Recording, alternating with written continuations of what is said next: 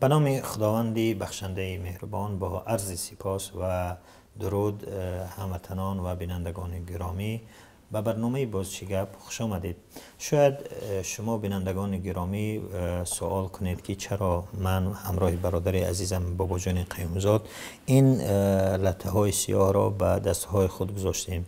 ما این لطه ها را به خاطر در اعتراض به مصیبت ملی، به آن تغییر و علاوه هایی که میخواهند در قانون اساسی وارد بکنند و به این ترتیب زمینه رو برای پرزیدنتی رستم امامی فرزند امام علی الرحمن و پرزیدنتی کنونی کشور و همچنین یک عمری کردن پرزیدنتی خود امام علی الرحمن، این لطه های سیاه را در اعتراض به این مصیبت ملی گذاشته ایم.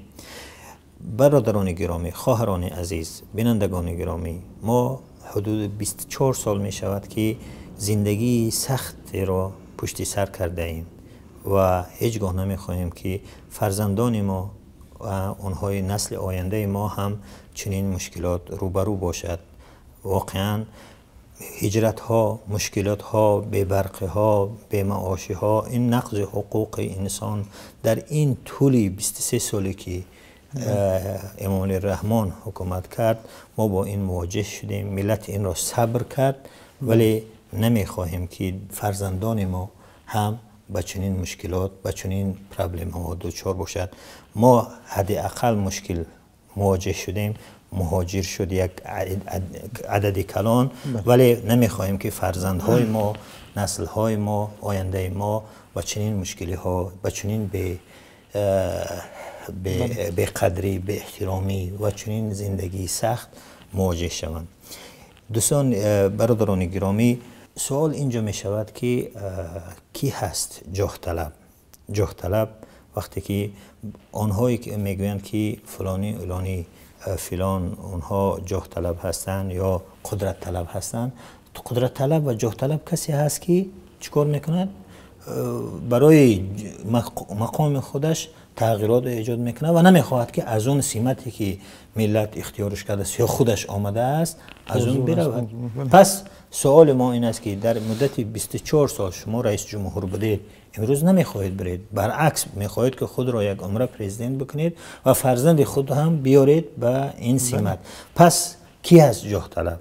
جاه طلب شما هستید یا جاه طلب اون اپوزیسیون یا اون هایی که برای آزادی کشور سعی و تلاش میکنند. و دیگر چیزی که این است، خود امام علی الرحمن در اول 1990 یعنی اون 16 در خوجند اون را آوردند به خاطر اینکه آشتی شود.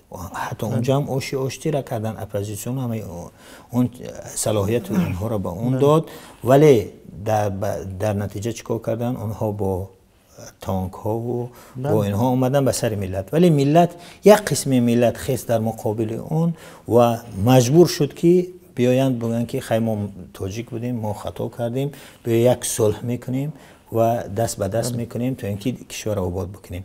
ولی متاسفانه آهسته آهسته آن تعهدات، آن چیزهایی که در وقت صلح اون وعده هایی که داده بودن اون پایبند نایستادن و آهسته آهسته اونهایی که با آنها صلح کرده بود اونها رو از صحنه سیاسی دور کردن و امروز باز میخواهند که این مشکل را، این بحران را عمیق‌تر بکنن، مشکل بیشتر بکنن. ولی از اون باید این مسئولین کنونی باید از اون روزی بترسن که همه ملت یک بار دیگر نبگوید تاریخ خود را یعنی میگرداند و شما بار دیگر خواهید دید که این ملت هیچگاه به این حد غلامی، به این حد پستی را قبول نخواهد کرد. و چنینی که میبینیم که در شبکه‌های اجتماعی کارشناس ها، برادران دلسوز وطن دوست به این قرار حکومت که فضا را، زمینه را برای پرزیدنتی رستم امامی میکند همه مخالف هست و هیچ کم از این راضی نیست. شما موضوعی واقعا مهم رو گفتید. فقط حتی ببینید همین خبری که الان ما میخواهیم با اون شروع کنیم. بله. رجب میرزا، یکی از کارشناسان تحلیلگران موفق کشورمان هم محض به خاطر اعتراض به همین قانون گفت میخواهد سکوت کند. یعنی اعتراض با سکوت، دیگر نمیخواهد در سخن بگوید، زیرا میگوید که حرفی برای گفتن نماند. چرا؟ چون یک گروه واقعا دیگر از حد گذشتند، تمام معیارهای انسانی و دموکراتی و همه را زیر پا کردند. تنها به خاطر قدرت، منصب و اون جاه طلبی که دارند، دیگر هیچ چیز نیست جز قدرت طلبی و جاه طلبی. هیچ چیزی دیگری نیست که امروز اونها را به این کارها واداشته است. و این است که واقعا رجب میرزا گفت که من پیشتر گفته بودم همین کار می شود، کسی خود را پیشوای ملت میگوید. و هشدار دیگری هم داد است که ما را یک انتخاباتی زود هنگام پرزیدنتی انتظار است. این سخن رجب هم میتواند مثل گفته های دیگرش که گفته خودش هم گفته است واقعیت باشد.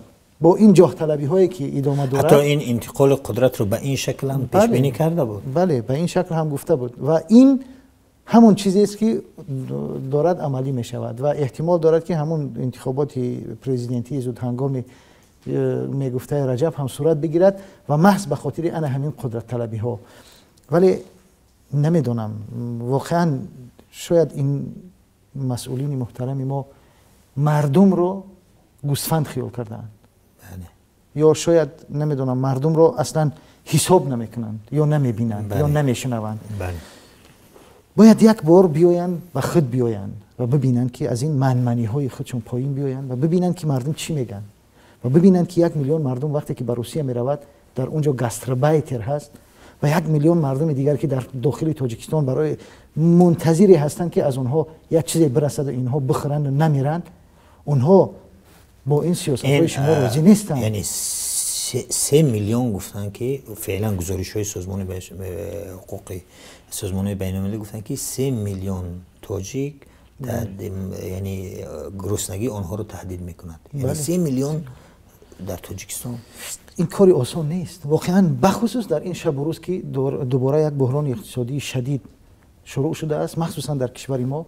شما بیایید یک بار با این کارنامه خودتون نگاه کنید، ببینید واقعا که برای مردم چی آوردید. اگر شما امروز میگید که صلح آوردم، صلح مال شما نبود، واقعا صلح مال شما نبود. این رو باید هیچ وقت فراموش نکنید. صلح مال مردمی بود و مال اون ملتی بود که یکدیگرش فهمیدن و یکدیگرش کنار آمدن. شما کی هستید؟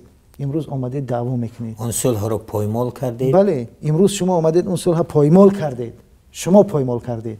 ولی ما میدونیم که تاریخ روزی میرسد که تاریخ دوباره این صلح را برقرار کنندگان صلح را به جای خودش میرساند و اون کسی که به این صلح خیانت کرده است برای مردم آشکار خواهد شد و اون همچون خائن در نزد ملت و در نزد خدا جواب خواهد گفت ان شاء الله. ولی مطمئن باشید با چنین جاه طلبی های اصلا افراطی، نمیدونم دیگر، این از حد غیر معقول.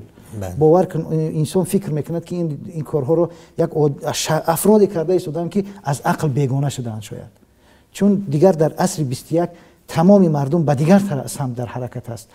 مردم آزادی ها و به مردم معمولا رهبران کشورهای پیشرفته دنیا با راه دادن آزادی ها خودشان را در تاریخ ماندگار میکنند. با راه آوردن دموکراتیا، با راه آوردن عدالت به جامعهشان خودشان در تاریخ ملت هاشون ماندگار و دائمی میکنند. ولی در کشورهای ما، در کشور ما امروز میخواهند با زور خودشان در تاریخ نامشان ثبت کنند. ولی مطمئن باشید که نام شما در تاریخ به بدی ابدی خواهد ماند. یعنی اونایی که حسنی مبارک، زین العابدین و همه اونایی که فرعون و دیگرهایی که با زور میخواستند سری مردم یعنی حکومت بکنن و 1 سال 2 سال نه، یکی از خطاهای بزرگی که میگویند که حسنی مبارک و قذافی دیگرها مرتکب شدن و باعث غضب مردم و ناراحتی مردم شد، این شد که اونها میخواستن فرزندهای خود را جایگزین بکنند و حتی اونهایی که نزدیک به اونها بودند، به نزدیک به خودی حسنی مبارک یا قذافی و دیگر از این ناراحت بودند. یعنی اونهایی که در طرف دست راست چپی قذافی و حسنی مبارک بودند واقعا بعد گفتن که ما از این که اونها میخواستن فرزندان خود را جایگزین کنند ناراحت هستیم. و واقعا هم در تاجیکستان اون در بین اون مسئولین ما هم انسان‌های وطن دوست هستند که از این ناراحت هستند. درست است؟ ملت ناراحت است. یعنی اگر ما بدونیم که فرضاً اگر گفتیم که این ملت به این حد اگر شما کمتر شرایط رو بهتر میکردید، میدیدیم که مثلا رستم امالی از دیگر جنبه ها پیشرفته است و عقل و فراست و ذکاوت، باز ملت یک فکر میکرد. ولی معلوم است که کی هستند، معلوم است که وطن به چه میبرد. و بعد در کشورهای پیشرفته نه اینی که فرزند رو بیاری تیار بکنی و اینقدر ملتی فرزانگان ملت در بیرون از کشور هستند. برندگان گرامی، فعلا میاریم اون پستی که رجب میرزا در فیسبوک گذاشته است، یک میخونیم نظر بکنیم. میگوید که اخیرا خلاصه کردم که دیگر بر رسانه ها و مطبوعات نظری اظهار نکنم. نه سری ترس از کسی ندارم، کسی هم خواهش یا طلب نکرده، کسی فشار هم نآورده است. دلیلش یک است و مشخص، دیگر حرفی برای گفتن نمانده است. پس از اعلان نتیجه های اولیه انتخابات اخیر پارلمانی زود گفتم که ما را یک تغییرات الهه ها با کنستیتوسیا تهدید میکند. نشد، یعنی سوال علامت سوالی نشد. نگفتم که ماده 28 قانون اساسی وضع می شود، نمی شود. آیا با شیوه های احتمالی انتقال قدرت اظهار نظر نکرده بودم؟ نزدیک آمدیم. در مورد قانون پیشوی ملت همه چی را نیز نگفتم. همه چی را نگفتم. بله. حالا تخمین میکنم که تاجیکستان را یک انتخابات پیش از مهلت، همونی که شما گفتید پیش از مهلت انتخابات پرزیدنتی هم انتظار است. نه، من فعالبین نیستم. فقط اینکه حوادث یک کشور کوچک را که تقریبا همه ظرفیت های نیروهای اجتماعیش را خیلی خوب میدانم، قدم به قدم فرضیه نزدن را تنها آدم کاهل یا به عقل نمیتواند. پس مادام همه چیز مثل روز روشن است، چیز دیگر گفتن به معنیگری است. شاید گاه گاه برای مطبوعات مطالب نویسم، اما برای چند مدت تا زمانی که چیزی برای گفتن و تحلیل پیدا نشود خاموشی بهتر است. با سوال کرده است که نه. در این واقعا رجب میرزا یکی از تحلیلگران چیره‌دست کشور هستند و بعد اون هم در این پست فیسبوکی او خیلی از کارشناسان و فرزانگان ملت هم نظر کردند و بختیار امینی گفته است که درست به معنی شده همه چی به یک ملتی بیروح تبدیل شده ایم. بله. سید یونس سیسترآشنی میگوید که این تصمیم جناب شما، یعنی با کی خطاب میکند؟ رجب میرزا، که درست نیست. شما از استعداد تحلیل اوضاع برخوردار هستید، بنابراین باید به کار خودتون ادامه دهید و از قضا حرف برای گفتن امروزها بیشتر از هر زمانی دیگر است. داریوش رجبیان، این ژورنالیست تاجیکی در BBC هم کار میکند، این میگوید که امروز دنبال تحریر در دوشنبه میگشتم، کاری سختی بود. بعد در چی میگوید که همیشه باید گفت. ببین، همیشه باید گفت، به وقفه باید گفت، پیوسته باید گفت، تا شعله امید سو میزند باید گفت. حتی اگر تصور میکنیم که آن شعله هم فرو خفته است باید گفت، چون شعله امید هرگز فرو نمی نشیند و صرفا تصور ماست که ناامید شده ایم. همیشه شعله امید هست، حتی در تیره ترین نقبه که دست ویرانگر بشری کنده است.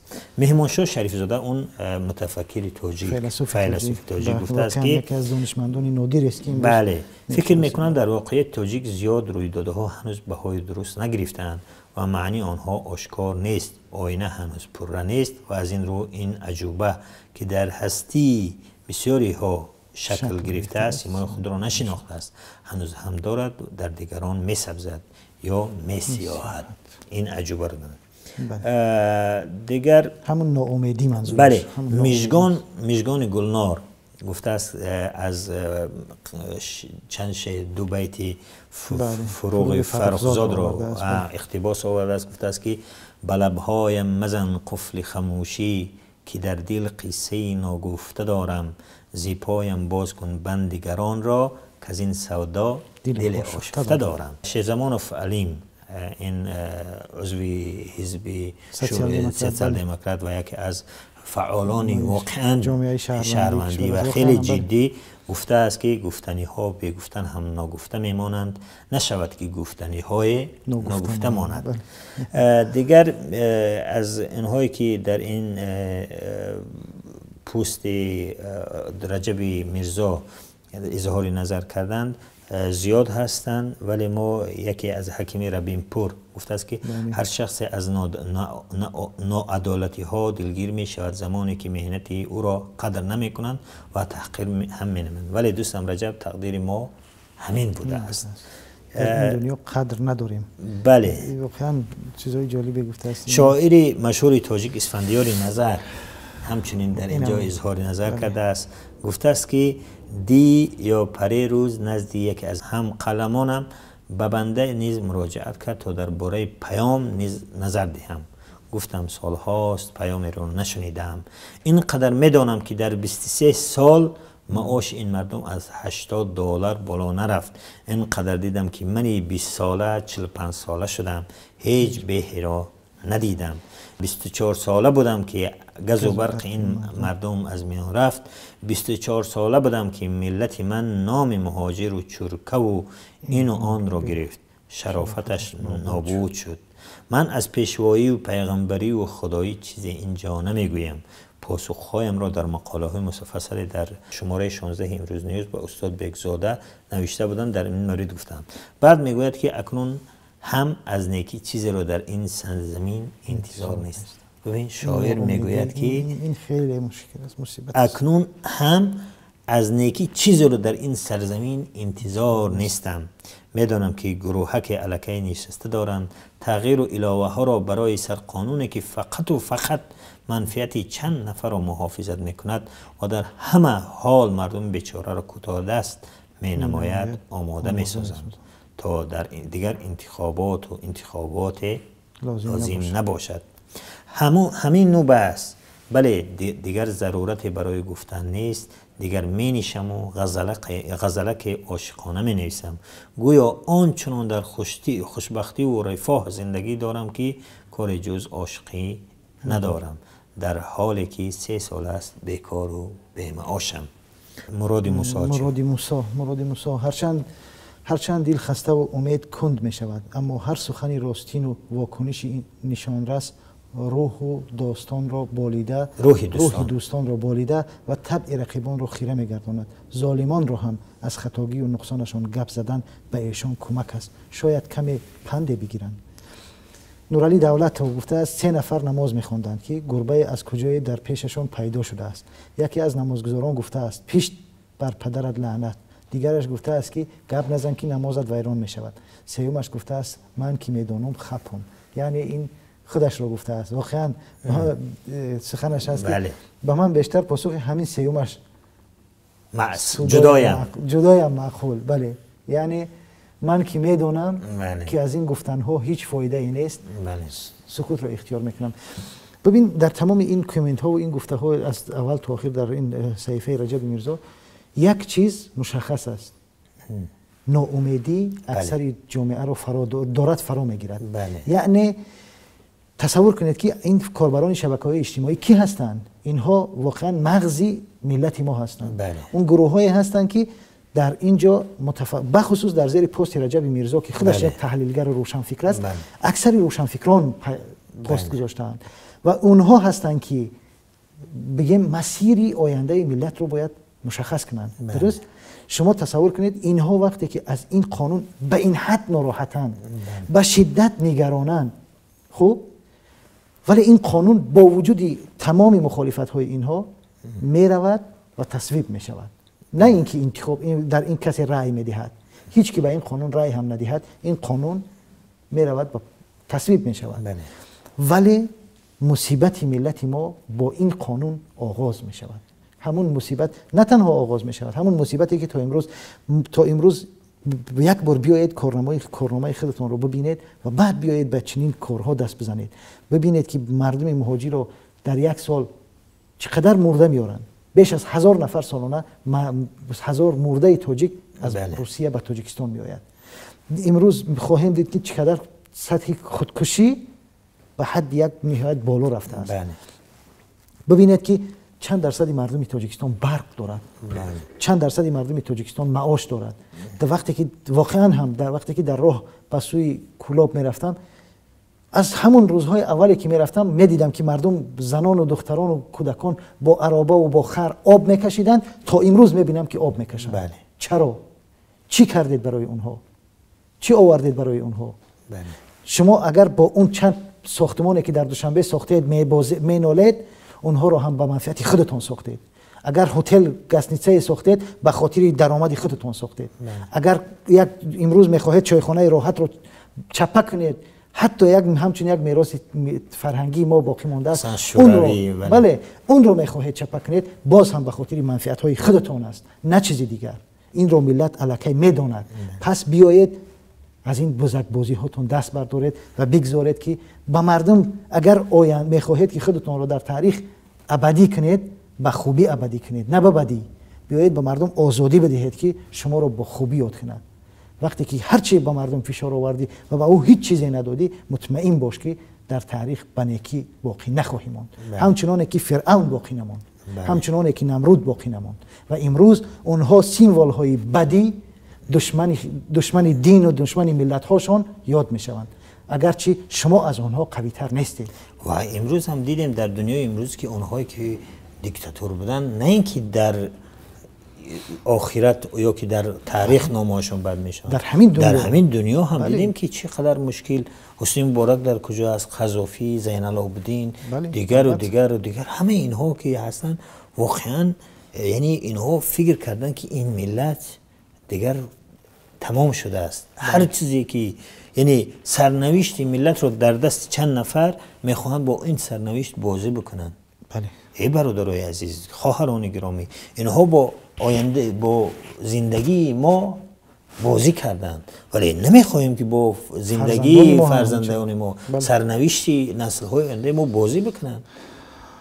و واقعا هم خیلی که گفتید از این همه بوی ناامیدی میاد. یعنی 24 سال ملت عذاب کشید، به سویتی را تحمل کرد، به برقی را، به معاشی را، اینقدر مهاجرت و کشتار و اینقدر شکنجه و تحقیر همه را صبر کرد، با امید این بود که شاید در 2020 این یک تغییراتی میرن. ولی این مسئولین محترم ما دارن میگویند که نه، این که 24 سال بر سر شما آورد، این یک عمره می شود، باز فرزندش هم برای احتیاط آماده می شود که یعنی همچنانه که ادامه دارد. ببین امروز این خبری بعدی ممکن هست، رستم امامعلی دوباره پرزیدنتی فدراسیون فوتبال تاجیکستان، همچنانه که در جای دیگر گفتن که رستم امامعلی پرزیدنت باقی ماند. بله.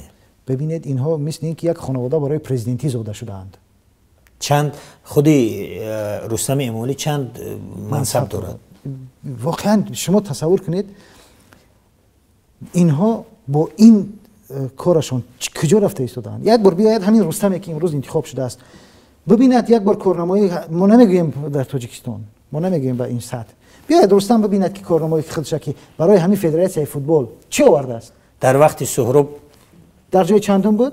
بله در وقت 137 بود. 137 در 2010.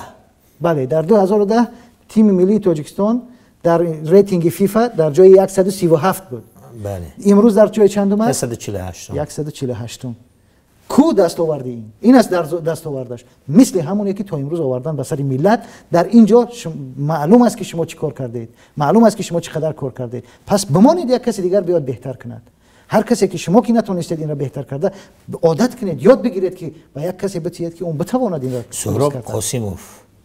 بله سهراب قاسموف، خدا رحمت کند گذشت. بله خدا رحمت کند. اون با این که بود بهتر بود. بله این بخش بهتر بود. ببین هر جا که مناپولیا شد، از یک طرف دیکتاتور در هر جای آمد، اونجا بنابودی می رود. اون هر فرق نمی کند که اون کار باشد، یک اداره باشد، یک مؤسسه باشد، یک کمیته باشد یا یک کشور باشد. دیکتاتور استعدادها را از بین میبرد، میکشد و همه چیز را به نابودی میبرد. این واقعیت است. این عین همونی است که در فوتبال ما همین چیز را با وجود آوردن. محسن محمدیف برای چی رفت؟ آمد در تیم ملی ما خواست کار کند، ولی نگذاشتن کار کند. وقتی که هر کس در کار او دخالت میکند و او اجازت این رو ندارد که این بازیکنش را به درستی خودش انتخاب کند، چیکار میکند؟ بیایید بگذارید مردم کار کنند، بگذارید وطن پیشرفت کند، آباد شود. خب باید شما یک عمر همتون پرزیدنت بمانید، بگذار به یک کسی دیگر پرزیدنت فوتبال شود. سال 1997 این ملت نه خود را اعتراض خود را برهمان کرد. گفت که با این کشتار، با این زن و زنی شما نمی شود. اون هم مجبور شد، گفت بیایی که هم نه یک دیگر فهمیدیم چی ازلی ملت تاجیک. بله. این خیردی ازلی ملت تاجیک بالا رفته است و که ما یک دیگر را میفهمیم. من در اون روزهای مذاکرات همین گپ را میگفتن. یک کمبودی شیده تاجیک هم که دیگر یک دیگر را میبخشیم و دیگر آینده را آباد میکنیم. تو که ما یک دیگر را جنگ میکنیم، یک دیگر را میزنیم. این چیزها را سال 97 میگفتن. امروز زیاد نگذشت، حدوداً 20 سال پیش همین کارا بودن. ولی امروز باز انسان ضعیف است، فراموش میکنن. ولی اون وقت یک عده، یک قسم از ملت به اعتراض کرد. ولی از اون روز باید ترسید که همین ملت مثل دیگر کشورها اعتراض کنند که اون روز دیگر هیچ چیز نمیموند. اگر شما مجبور شدید 30% بدید، وقتی که ملت همه خیست، همه دیگر اعتراض کرد، نگفت، اون وقت مجبورید که همه چیز رو بدید. بله. اون حسنی مبارک وقتی که اعتراضها در قاهره ادامه میافتند، اون دیگر گفت که در حالی که همه تحلیلگران میگویند که 10 سال اخیر دیگر اون فرزندهاش بودن حکومت میکردن. اون دیگر خیلی دور بود، همون چیزهای اصلی را تصمیم میگرفت. میگفتن اون در همون این شبها رو من خودم مشاهده میکردم. خود حسنی مبارک میگفت که من هیچگاه و هیچ بار فرزند خودم رو بچه نمیگذارم، برای که مجبور شد. ملت خیست، مجبور شد. و امروز هم اینها ملت را دیدن که یک گروهی از چاپلوسان در گرد و جمع شدن. اونها هر چیزی که میگویند بله خوب کردی، و واقعا هم این تصمیم نه اینکه برای ملت تاجیک ضرر دارد، عواقب بدی دارد، با خود امام علی رحمان هم یعنی ضرر دارد، به نفع او نیست. واقعا این به ضررش تمام می شود. یعنی حتی اونهایی که در داخل حکومتش هستند، اونها هم میبینند که یک جوانی بی تجربه بچه را میارد به اون یعنی به همون نظام پادشاهی اینها میگذارد. یعنی اون در داخل همین رژیم هم که انسان‌های خوب و وطن دوست هستند، از این کارهای خیلی ناراحت هستند. بله درست است. خبر دیگر این است که رستم امالی وعده داده است که فوتبال تاجیک رو سطحش بلند میکند. یعنی در این در 4 سالی که دیدیم برعکس پایین آمد. ولی باز وعده داده است، مثل دیگر وعده هایی که میکردن که ما برق را میدهیم، با شیر مادر قسم خوردن. ولی ما 24 سال شده است که این مشکلی مهاجرت رو داریم، مشکلی بی‌برکت رو داریم. دیگر مشکلات ها برعکس کم نشدن و اضافه شده ایستادن. وعده ها زیاد میشوند و مشکلات هم زیادتر. بینندگان گرامی، این بود برنامه بازچی گپ و واقعا بار دیگر میگیم که از این اضافه ها و علاوه هایی که میخواهند به قانون اساسی بکنن خیلی ناراحت هستیم. این لطه های سیاهی که در دست های ما میبینید در اعتراض به این علاوه ها و این تغییراتی که اونها میخواهند انجام بدهند میباشد و از طریق اون میخواهند که زمینه رو برای پرزیدنتی رستم امامعلی فرزند امام علی رحمان و همچنین یک عمری کردن پرزیدنتی خود امام علی رحمان مهیا بکنند. این دست های این لطه های سیاه به این خاطر زده شدند و دعا میکنیم که خداوند ملت ما را سرزمینی بیشت آسای ما را در پناهش نگه دارد و از ظلم و ستم نگه دارد و زندگی خوب و خوش و آرام و آزاد ملت ما داشته باشد. تا بازدید آینده، خدا حافظ و مددگار شما. سلام. خدا حافظ برادر عزیز.